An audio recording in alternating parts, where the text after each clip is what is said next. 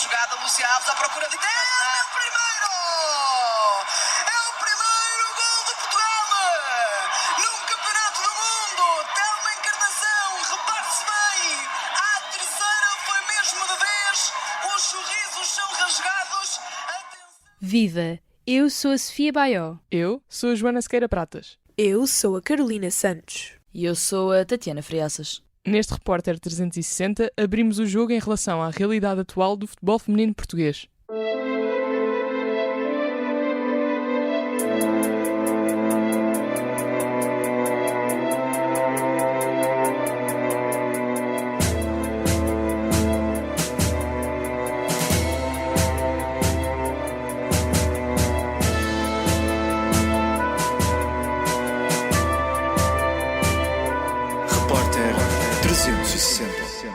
Sempre que há na televisão vejo, fora disso não.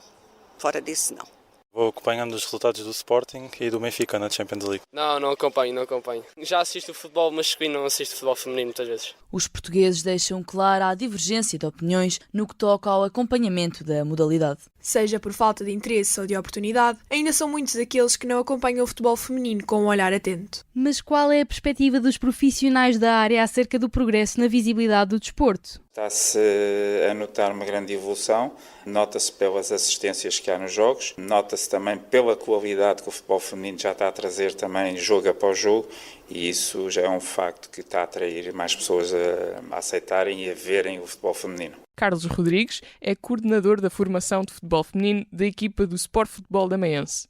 Adepto de uma visão evolucionista, o diretor desportivo dá conta das razões por detrás do crescimento da competição que tem vindo a conquistar os portugueses. Neste momento, nota-se que há uma grande evolução no campo geral do futebol feminino. Não só pela prestação nas competições europeias, neste momento pelo Benfica, mas também a nível da seleção nacional, as provas que já foram dadas e dia após dia o trabalho que está a ser feito têm mostrado a grande evolução, e nomeadamente o suporte disso tudo são o trabalho dos clubes do dia-a-dia, e é que está a dar este input todo ao futebol feminino nacional, que é uma grande aposta não só da Federação, mas de todos os clubes este ano para a Liga BPI e não só. Letícia Bonifácio vivenciou a realidade dos dois países do futebol, Brasil e Portugal. Hoje, cruza a sua experiência enquanto jogadora profissional no Dameiense, com aquela a que assiste em clubes de menor dimensão. Portugal está indo muito bem. Eu acho que de investimento tem alguns clubes que têm bastante investimento e outros falta ainda. Mas como no Brasil, temos os grandes clubes que têm bastante investimento e os menores não têm tanto. Mas para o futebol feminino, comparando com 5 anos atrás, já está muito melhor. De acordo com o relatório da Federação Portuguesa de Futebol, em 2011 eram 5.390 as futebolistas federadas, entre futebol e futsal. Atualmente, as modalidades contam com mais de 13.000 atletas. Há 13 anos, um dos nomes por detrás do número era o de Carla Couto. Distinguida como jogadora do século pela Federação, é agora embaixadora e delegada do futebol feminino no Sindicato dos Jogadores Profissionais de Futebol. Carla Couto louva as iniciativas recentes de trazer o futebol feminino para um lugar de destaque. Nós temos vindo a fazer um trajeto consistente, temos vindo todos os anos a dar passos e criar medidas para a evolução do futebol feminino, e como é de conhecimento público, todos os anos temos mais e mais jogadoras, tanto a nível da formação, tanto no futebol 11 como no futsal, e isso é importantíssimo. Portanto, tem havido medidas por parte da Federação, das associações, dos próprios clubes a apostarem no futebol feminino. Eu acho que estão a ser tomadas as medidas corretas. Quando se cresce, tem-se que crescer lentamente e sustentavelmente. Portanto, eu acho que a Federação em tudo está a fazer isso. Os clubes estão a cumprir realmente o que a Federação exige. Portanto, isto é uma série de regras. Todos os clubes têm que as cumprir, que acho que é o indicativo de ser o caminho certo, cumprindo as regras, e é um crescimento lento. É um crescimento lento, mas que vai daqui para a frente, vai ter os seus frutos. Quantos anos é que tu tens, Beatriz? 7. Já tens 7? E esses dentes, onde é que eles estão? Caíram. Tem uma baliza, agora tem uma baliza. Agora tens uma baliza, está bonita. A gente a precisar aqui de uma baliza. Um tópico a discutir ao falar sobre o futebol feminino português é a formação das jovens jogadoras. Numa fase inicial da carreira futebolística, é comum assistir à inserção de meninas em equipas masculinas. Visto como desmotivante por umas e encorajador por outras, as equipas mistas foram uma solução adotada por muitos clubes para integrar as raparigas que apareciam para treinar. Pedro Neves, coordenador do futebol feminino no Clube Amador de Esportes do Entroncamento, encontra-se num dos lados do campo. Em 2019 nós tínhamos muitas miúdas nas equipas mistas, tínhamos alguma dificuldade em que as miúdas jogassem, porque havia ainda um contexto de... As miúdas não jogavam menos, os treinadores não as punham a jogar, os rapazes não gostavam de treinar com elas. E eu, na altura, estava como coordenador das escolinhas, optei por separar as raparigas dos rapazes.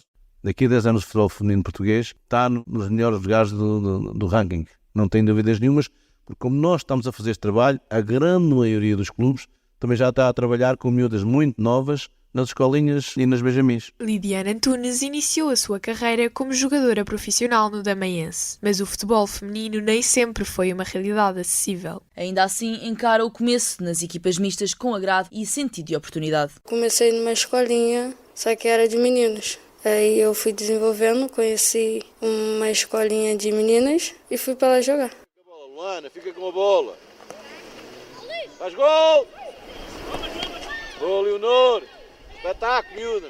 Eu sempre joguei com meninos, então eu já estava acostumada. Quando eu comecei a jogar com meninos, eram meninos conhecidos e eu era uma boa jogadora já desde pequena, então todos gostavam de mim, então eu nunca me senti fora, assim. Eu sou do Brasil, então no Brasil a gente jogou bastante com menino quando era pequena. E isso ajudou a gente a desenvolver melhor. Mas no clube que eu estava, nunca me senti à parte, nunca me senti de fora. Mas se essa for a situação, sim, pode ser que elas acabam se deprimindo e não querendo jogar mais. Manifestada em várias frentes, o estigma é impossível de fintar no que diz respeito ao tema mulheres e futebol. Agora as miúdas têm uma perspectiva diferente e vêm treinar. Há 10 anos não vinham. Gostavam de bolas, mas também os pais em casa queriam que elas tivessem bonecas e tivessem todo outro tipo de atividade recreativa que não o futebol. Muitas das miúdas que eventualmente podiam querer ir a um clube, chegavam, a maioria dos clubes torciam um bocado o nariz, porque depois as miúdas só dão problemas. Um balneário tem que ser um balneário só para elas. Ou tomam um banho antes ou tomam um banho depois. Os treinadores das equipas mistas não têm paciência para as miúdas, para as ensinar da mesma maneira que nós temos. Nós, como é tudo raparigas, aquelas que a gente tem mais aptidões, têm um tipo de treino. As que não têm outro tipo de treino. A gente tem que esperar que elas ganhem aptidões e que saibam fazer as coisas e depois vamos as subindo conforme a qualidade que elas vão tendo.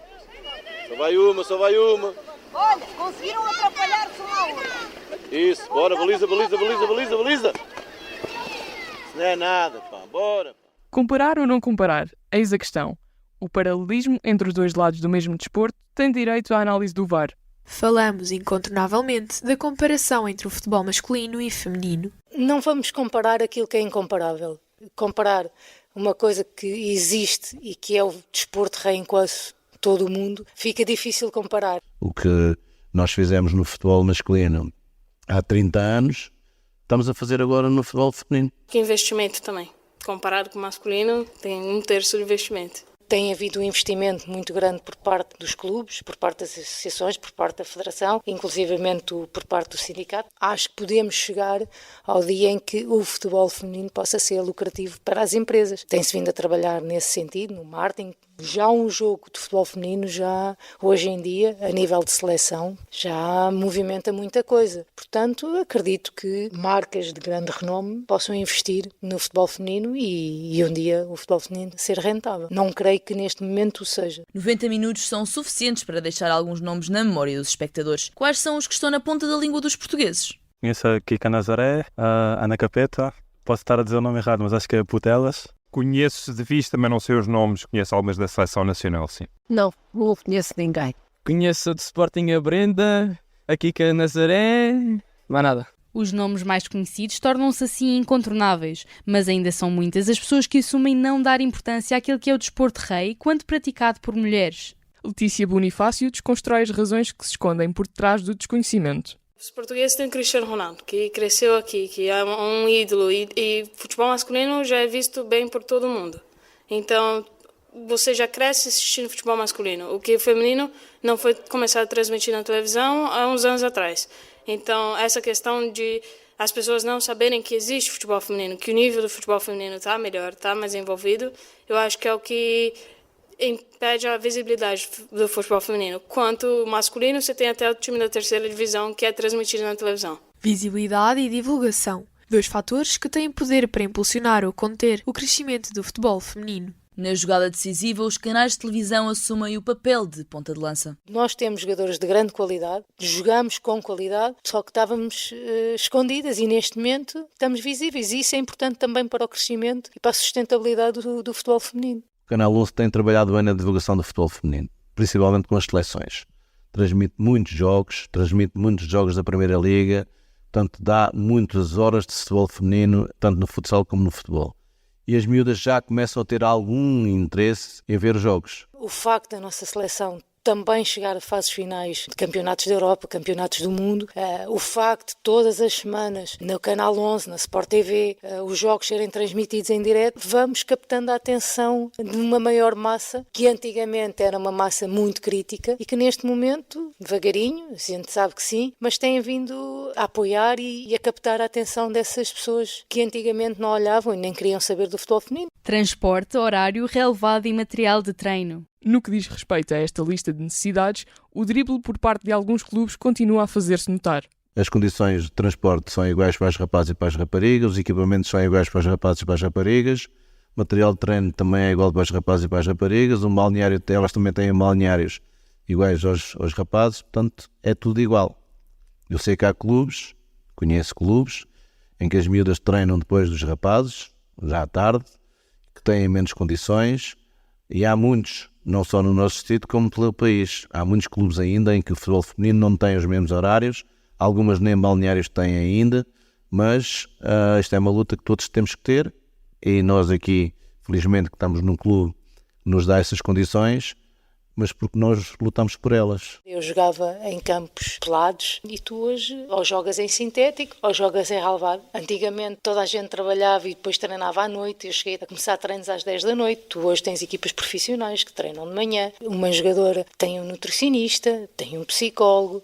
Nós não tínhamos nada na nossa altura. Por vezes a gente olha só para o relvado ou para o sintético. Se tem condições, se não tem condições. Mas, infelizmente, nota-se pelas estruturas dos clubes que subiram uma BPI e as estruturas não estão adequadas ao que uma BPI exige. Por vezes há balneários e contentores, as condições não são as melhores. No Damaense é mostrado cartão vermelho à falta de condições para as jogadoras. Letícia Bonifácio e Carlos Rodrigues descrevem a qualidade das infraestruturas de um dos mais reconhecidos clubes da Liga BPI. Eu acho que o Damaense providencia muita coisa. Então, de material a gente está feito, a gente tem a sala daqui que é a sala de mobilidade, então todo dia de manhã a gente vem e faz mobilidade, o vestiário é muito bom, o balneário é muito bom, com certeza, porque comparado com muitos outros times, a gente tem muita coisa. Todas as jogadoras têm contrato profissional, toda a estrutura é profissional, treinam como as profissionais, todos os treinos de manhã, todas as condições, alimentação, portanto é uma equipa profissional, portanto como a equipa profissional tem direito, elas também o têm. O facto também de clubes de maior dimensão, com maior nome, terem nos seus clubes equipas femininas, deu a oportunidade de essas jogadoras se tornarem profissionais. Logicamente, a qualidade de jogo aumentou e capta mais interesse. Tu, ao tornares profissional, a exigência é muito maior, mas a qualidade que tu tens para exerceres a tua profissão também é completamente diferente. Se ter contrato é um gol de letra, alcançar um contrato estável e com remuneração digna é um gol de bicicleta. Incerto, mas ideal. Normalmente os contratos são de 1 ano ou 2 anos, e isso é futebol geral. Assim, dá aquele, não digo um medo, mas aquela insegurança de e se eu não tiver o contrato para o ano que vem, mas como todo futebol, você vai trabalhando, né? Vai trabalhando no ano e eles já te falam se vão renovar ou não, e aí você já vai procurando outros lugares. Dá mais vontade de você mostrar seu futebol para eles gostarem e querer fazer mais um ano de contratação. As situações de jogadoras sem contrato são ainda recorrentes, mas a profissionalização está longe de ser um mar de rosas. Mesmo com um salário regular, algumas jogadoras ainda não conseguem viver exclusivamente do futebol. Por outro lado, os clubes trazem uma ajuda. Não há almoços grátis, mas sim alojamentos grátis para as jogadoras estrangeiras. Eu acho que para começo não é algo que você consegue viver muito bem, mas se você conseguir desenvolver, ir para clubes maiores ou esperar uns 2, 3 anos, eu acho que Portugal seria uma potência grande. Mas hoje, por exemplo, os times grandes, Benfica, Braga, Sporting, tem uma quantidade de salário muito maior, então digo que algumas jogadoras de lá estão vivendo tranquila, mas nem todos os times ainda. Então eu diria que é bem complicado. O bom é que o clube dá moradia para as internacionais. Então já é algo que não precisa ser pago. Diferença de vencimentos, ou seja, o profissionalismo nesse campo ainda não está a entrar. Portanto, ainda estão as atletas longe de ganharem o que pode ganhar um jogador profissional.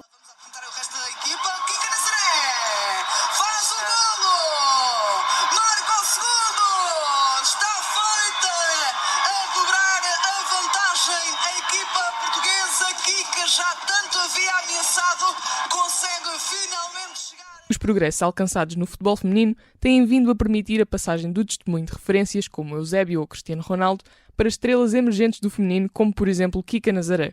É cada vez maior o número de jogadoras para quem os mais novos podem olhar com admiração. Quando eu era pequena tinha 1, 2 ou 3, a Marta, que é mais conhecida, mas hoje em dia já tem muita menina que está jogando, muita menina conhecida, muita menina que saiu do Brasil e veio para a Europa. E as menores agora crescendo, é muito mais fácil achar outra estrela para seguir, alguém para botar sua ambição.